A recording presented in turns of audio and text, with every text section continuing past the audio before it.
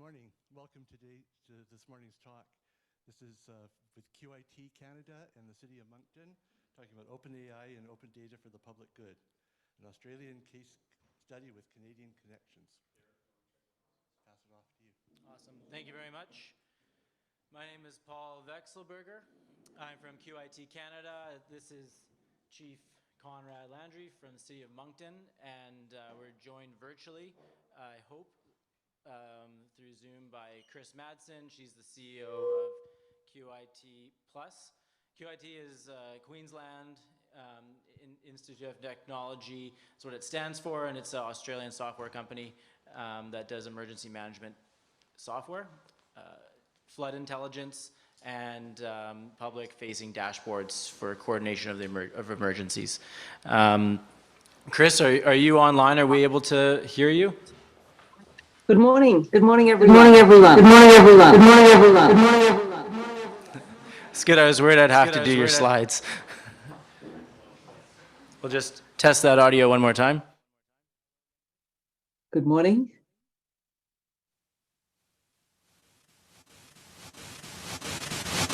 Can you go again, Chris? Again, Chris? Again, Chris? Again, Chris? Again, Chris? Again, Chris? Good morning. Good morning. Good morning. Good morning. Good morning. Good morning. Good morning.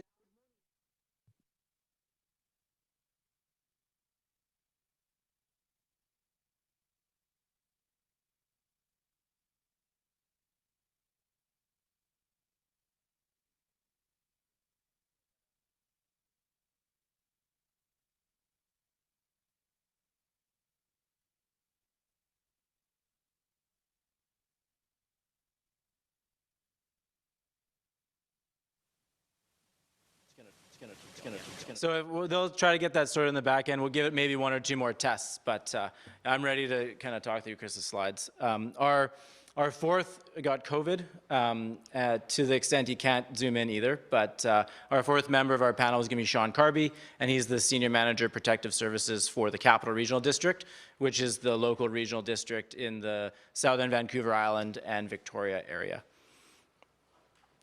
So I wanted to start with our case study, which was about the 2022 Queensland floods. This was a significant flooding event that saw about 500,000 people impacted.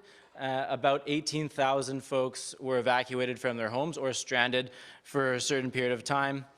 13 fatalities and approximately $7.7 billion price ticket on that flood. So just some context, Queensland is about is bigger than Ontario. It's about, what do I have there? 61% larger than Ontario. And in that particular flooding event, we saw a projected 150 millimeters of rain. But when it actually came time to falling, it hit a maximum of 600 millimeters. So it was far greater than expected. In previous floods, a slow-moving event, you have a lot of time to prepare, to evacuate, and get ahead of the situation. But if you have a high amount of rain falling over a large area, you can see a lot of flash flooding, and that's where you get those fast-moving events. So in this situation, we saw rapid flash flooding across the region. So there you go. So inside here, we saw some solutions that have been implemented, which was the use of different types of technologies. A big piece that had been installed in Queensland was flood cameras, used for the public and for responders. So really, they have to log on, have some type of camera that's focused on a river, and it sounds silly, but it just provides that situational awareness to users, to responders, to be able to make informed decisions. And something as simple as a camera, it can go a long way installed facing your rivers. The second piece was flood intelligence. So across Australia, especially in Queensland, flash floods can happen quite regularly, and it's not uncommon that some rain will fall, and then there'll be a tragic accident where some people crossing a bridge at the wrong time get swept away in a flash flood. So over the last 5 years, we've seen very little warning. We all are hooked up to different types of public alert applications here, but sometimes you have no warning for a flash flood. So one of the things that QIT Plus with their municipal partners installed flood gauges that trigger flood warnings, trigger flood readings every 5 minutes. And then in addition to that, you want to be making your decisions for evacuations based on good data. So if a flood gauge is not transmitting, you want to know that you're not getting any data, because it doesn't mean, if it returns 0, that doesn't necessarily mean there isn't anything happening right there. So just some simple things like understanding when your flood gauges are out of commission, and that could be just the gauge has a bit of dirt on it, it's not responding properly. That is going to improve your response time, especially when a 30-minute heads up can mean a big difference. Some of the outcomes that we saw were a significant reduction in calls to emergency centers when folks are being evacuated. So the use of public-facing dashboards. So instead of pushing out notifications to people to let them know what's going on, we saw a public-facing dashboards being rolled out at municipal levels, so that as people were aware that something was going on, they were able to go to a single point of truth to go and receive their information. And then the second bit is targeting those people with SMS messages and text messages, emails, being able to have a targeted, meaningful and accurate messaging program is important. I think we all can relate to getting Environment Climate Change Canada messages pushed to us in one way or another, but with Hurricane Lee, we saw that maybe 15, 16 updates within a 4-hour period about that hurricane. And for me, like, the hurricane could hit my house, and if I got the 17th message, like, I wouldn't be paying attention at that point. So we do run the risk of over alerting. The one thing that we can use open data for from across agencies and start to push it out to the public is it empowers the public to go and make their own decisions. My tolerance for risk might be different than yours, and if I have good access to open data and we provide tools that help people interpret that, then I can make my own choices on how I want to prepare myself.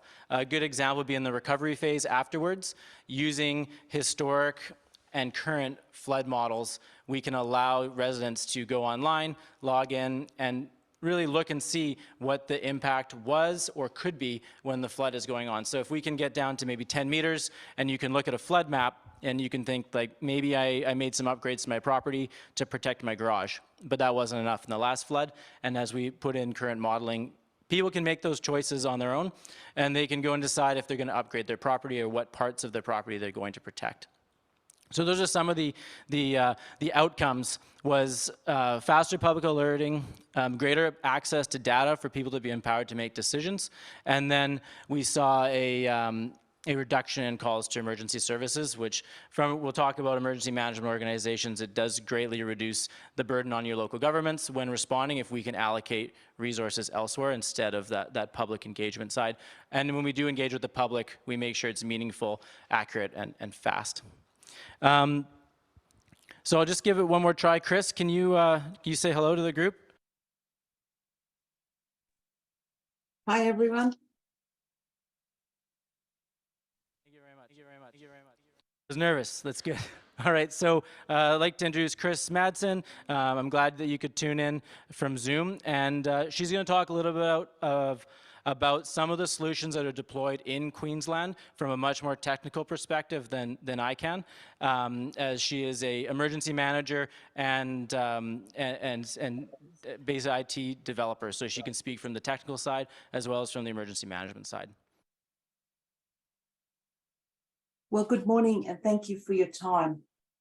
Paul, please interrupt if this is not coming through clearly, can you? So one of the big things around the flood information portal is about combining data from a whole range of different gauges. This is really important because quite often you don't own the gauge that's going to provide the information that's critical to decision making. For example, if you're downstream and somebody upstream owns the gauge, we need to enable that data sharing so that you can effectively get information from a whole range of gauges, even though you don't own them. This has become a critical part in our flood intelligence because we've now built a network that's statewide that allows you to be able to consume all of that data and then visualize whether or not it's transmitting current information, and even look at those insignificant spikes that will sometimes come within a rain gauge that are really essential, I think, in some of the flash flooding incidents we've encountered recently. So a lot of the public information coming from river gauges and rainfall gauges will be normalized so that the spikes perhaps need to be smoothed out because they're not always going to be accurate. But when we're delivering this information to decision makers, it's really essential that we deliver that data and we can then build our triggers and alerts based on intelligence that we put around each individual gauge. This becomes really important in the flash flooding area. We're working a lot with rainfall now to try to look at individual gauges and how that can impact people within a catchment or perhaps within a proximity to that particular gauge.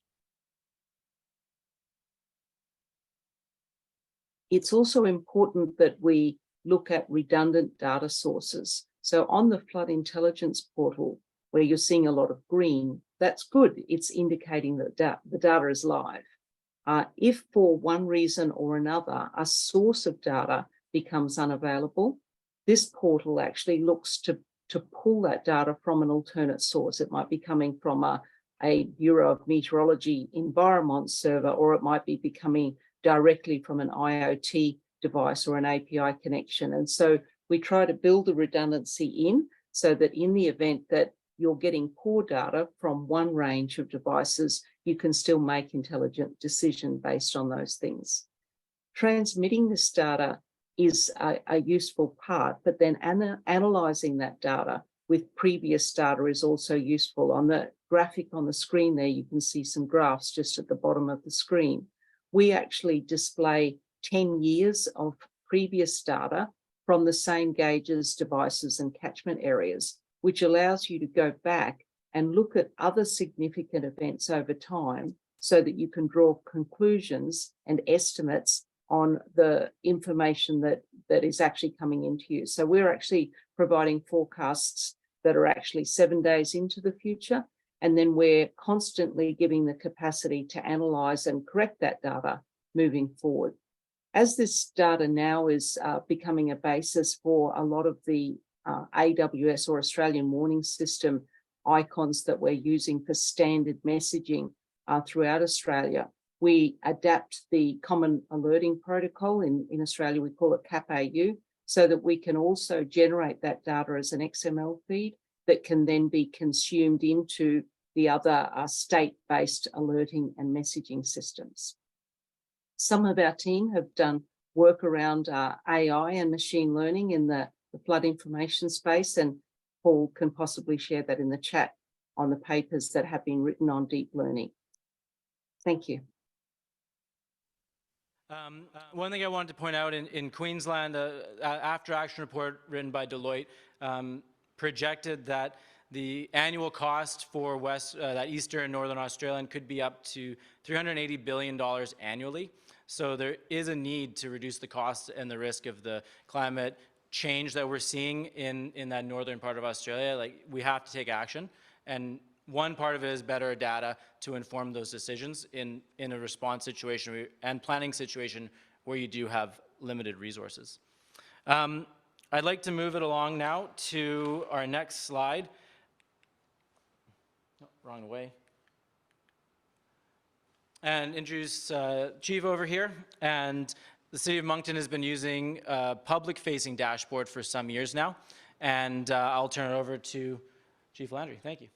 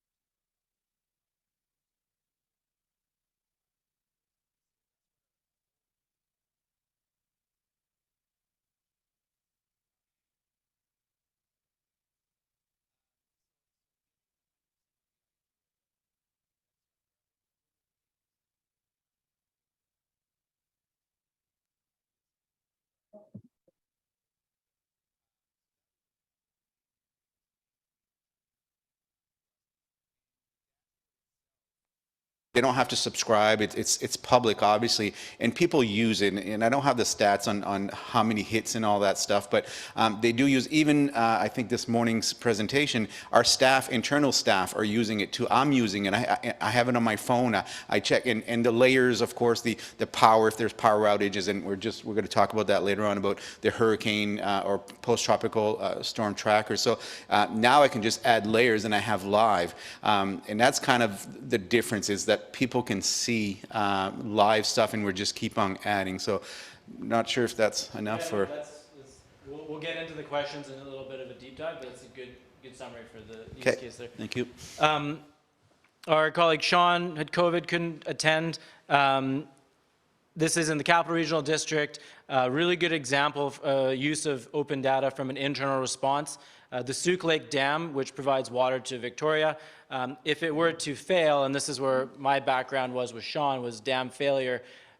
It sounds silly, but a government will all understand. The dam goes from the Capital Regional District owned dam, it goes through BC Parks property, it goes through Crown land, it goes back into Capital Regional District electoral area jurisdiction, then it goes through Sauk First Nation, and then it goes into the Souk Basin, and it floods everything in the basin. So a multi-jurisdictional approach for emergency management is key, and at a local level, we have a hard time sharing and really keeping up with the change in technology. So Sean's team in the region uses this type of software, and a lot of the data that you guys have been speaking about today and how it's applied, they use that for multi-jurisdictional response to get some type of, they call it a common operating picture, but it really improves our ability to work amongst municipalities, because really we're dealing with PDF files, any type of solution that Microsoft Office could provide, any emails and phone calls. So being able to have some type of shared platform is a key use, at least in this particular region that you are all in now. I'd like to move into the question and answer. Chris is still on a bit of a lag, but we'll just kind of switch gears over here and ask some questions.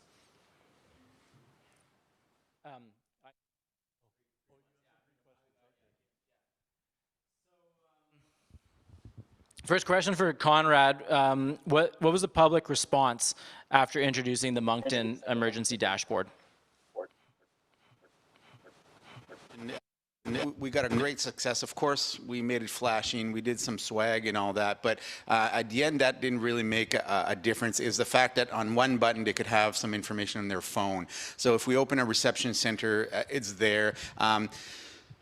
Unfortunately, people seem to care more about parking than they do care about emergency response, because recently in Moncton you used to be, you couldn't park from early December till April, and now we switched that around. It's like you're allowed to park unless you're told not to park.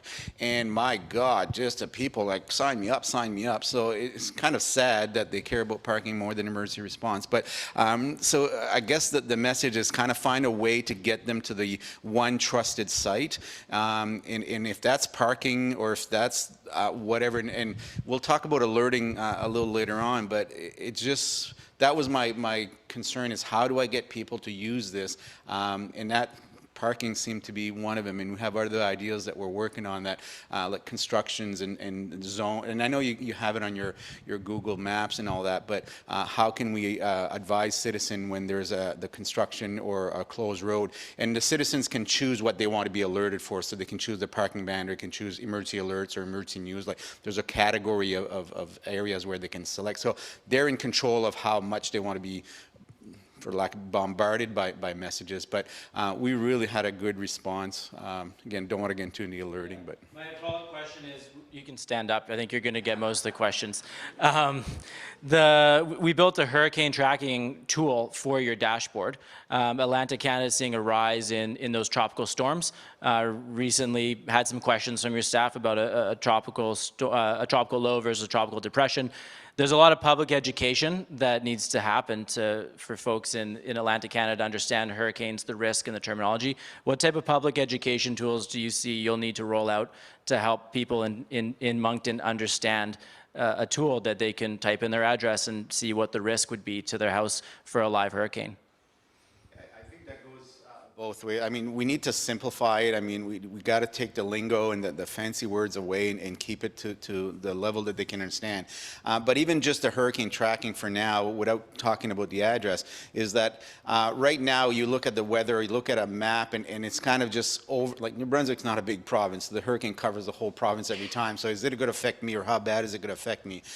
So by having this, the people can, I think it brings realism to the fact that, oh my God, this is going to hit Moncton, or this is going to hit the southeast New Brunswick a little bit more than just kind of seeing just this cone going over the province. And I think that's where we'd like to be, is to say, okay, if I type in my address, kind of the flood projection, if I type in my address, how bad is it going to go? And of course, maybe the Australians don't have this issue, but I'd like to move this in the snowstorms areas. And again, Environment Canada, they send all these alerts. Well, for us, 10 centimeters of snow, that just means I got to put a jacket. I'm not even going to put a toque probably. But at what point, what are the trigger points where my citizens need to be alert? Because Environment Canada, yeah, 10 centimeters, 10 centimeters, that. Now in Victoria, maybe that'd be a different idea, but disaster, yeah. So for us, is what's that trigger, so that, okay, even 30 centimeters is not a big deal, but it's the wind, okay? So now the wind becomes an issue. So, yeah, and just to finish on that is, I'd like to know at least a little ahead of the citizen, or even at the same time, because we find out at the same time, we put our alerts, and the citizens, yeah, so we knew already. So if we could be half an hour in an emergency world, half an hour is huge. Just that fraction of a few minutes before that we can send an alert. And again, I know that's my passion, is alert, so I'll wait for the question. My next question is for Chris. I hope you can still tune in. When in Capital Regional District a number of years ago, we rolled out an open public map for Tsunami Portal, and similar to typing in our address, you can see if you live in the tsunami inundation zone or not. And there was a lot of political backlash going into that project. There was a concern that it would negatively impact home values and political outcomes.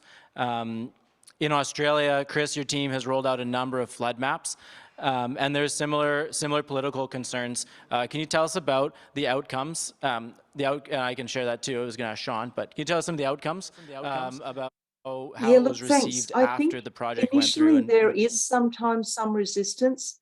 People have the attitude that when the potential risks for the home that they live in might be available publicly, that they're concerned it might devalue their property. But we've done a lot of work in Australia, and I think mostly it's received very well these days.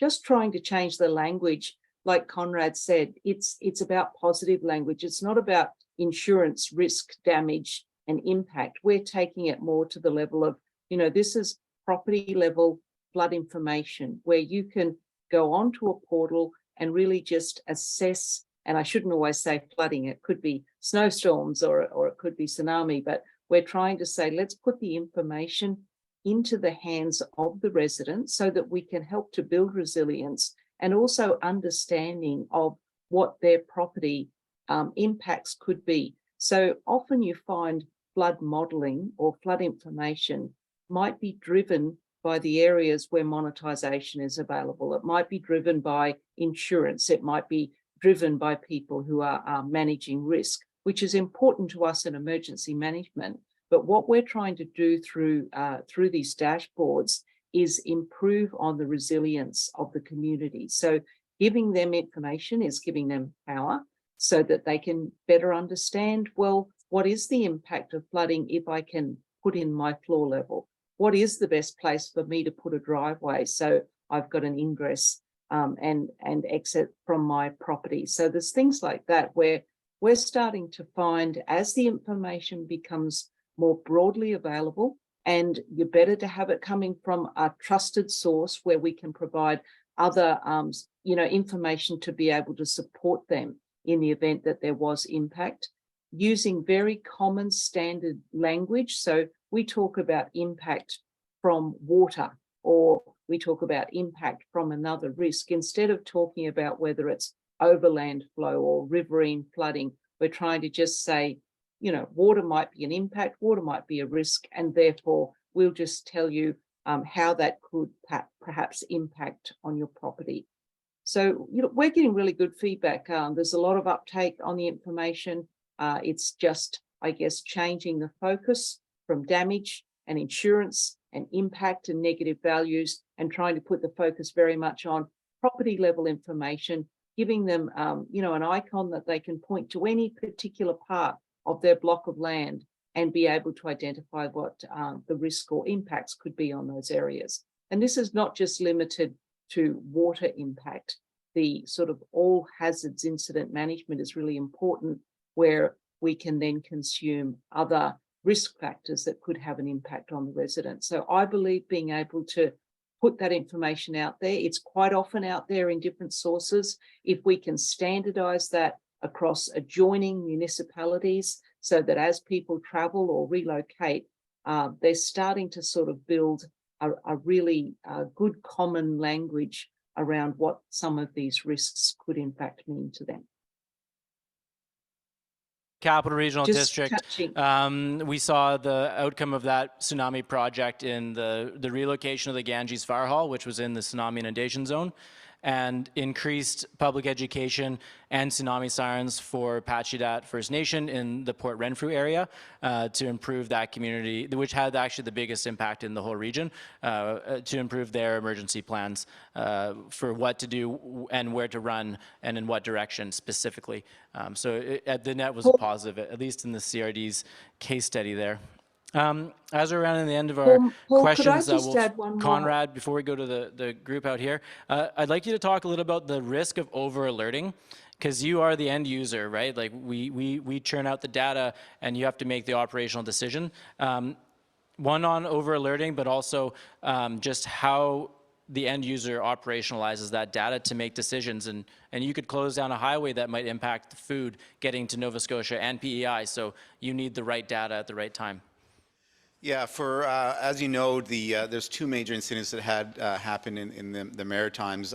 One was in our city, the 3 RCMPs that were murdered, and 2 attempted murder, and then in Nova Scotia, the mass murder. And both of those incidents, there was no alerting. So that was a concern. And what kind of happened is after Nova Scotia, then we had a kind of a everybody was alerting for everything. So we lost a cat and there was a provincial alert. So I'm just kidding, but it was almost to that level. But so at what point do you, if you over alert, like Environment Canada, maybe people don't listen to that anymore, or if you under alert. But in my experience, it's almost the opposite. We're under alerting. We want to keep that data and kind of hence this conference, but we don't want to share. So what's the big deal on alerting that there, again, a significant event that might cause? So we do it on social media, but so we're really struggling on that. But yeah, the obvious, if you over alert, then your credibility and people don't trust it and don't listen to it. If you under alert, well, it's just why do you have this whole system? As Paul mentioned, for us, between the 3 provinces, there's only one main highway, and that produced the food, and obviously most of our resources come from Ontario. So if that highway is closed, then it's within 3 days that they're starting to see shortage of resources in PEI and Nova Scotia. So for us, and we have systems actually to kind of close the highways, and there's physical barriers and the exits, but if we could alert people half an hour ahead of time or whatever to get off the highway, or if someone needs to deliver some resources, I think that'd be some huge advantage. So I think we got to be careful. Is over alerting is not good, but under alerting, which is my experience, is we're really hesitant to alert people for whatever reason. Because what they're saying is they're scared that people are going to overreact and panic. Actually, research has shown that people don't panic, and it's not what you see in the movies that everybody runs with the sky is falling, the sky is falling. So I think that we need to use a little bit more for that. So. And I think that is time for us. Folks out there, if you have any questions, please come out and approach us, and we're happy to answer. Thank you very much. I'm the principal of QIT Canada, which is the company that is operating this money with Anchor Pit.